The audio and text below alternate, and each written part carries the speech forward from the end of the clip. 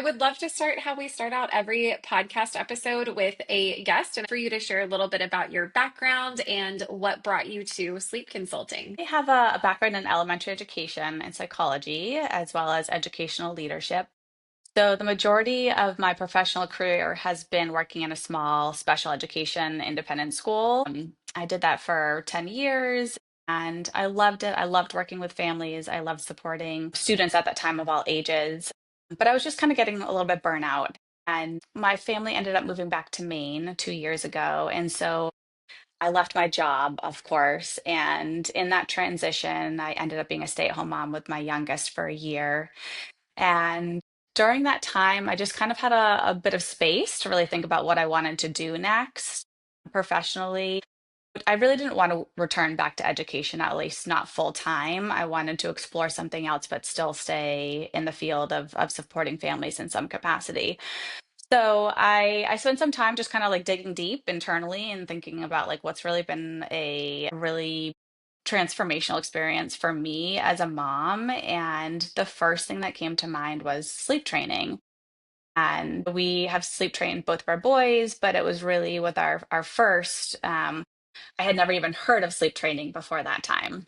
So he was born in April, the peak of the pandemic, and like my whole postpartum experience, like nothing went the way that it had planned. And I, had done the classic of reading all the books and talking with mom friends and family, but really nothing had prepared me for that sleep deprivation.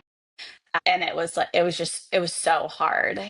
And I am so thankful to have stumbled upon a friend who went through the process of sleep training and, in a matter of 2 weeks, had my kiddo sleep trained and he was sleeping through the night. And it was life changing. I felt like I had kind of lost myself in that sleep deprivation stage. And it wasn't until he was sleeping and I was sleeping that I was really able to rediscover myself and live fully. So with that said, I was like, I want to give this back to other moms and others' families. Like it's an amazing experience and postpartum is hard enough as it is, and nobody needs to A, go through it alone, and B, go through it with sleep deprivation because there are solutions.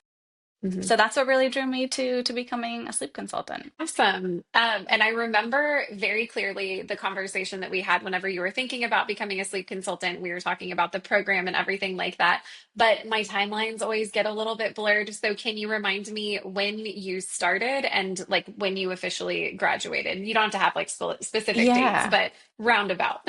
Yeah. I started, I think it was the beginning of March of 2024. And then I graduated in August of Okay. 2024.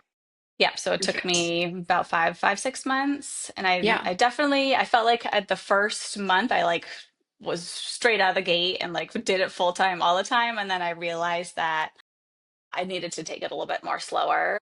Yeah. And at the time I was home with my kiddo, so it just felt it took a little bit longer than I wanted it to take, but it all worked out in the end.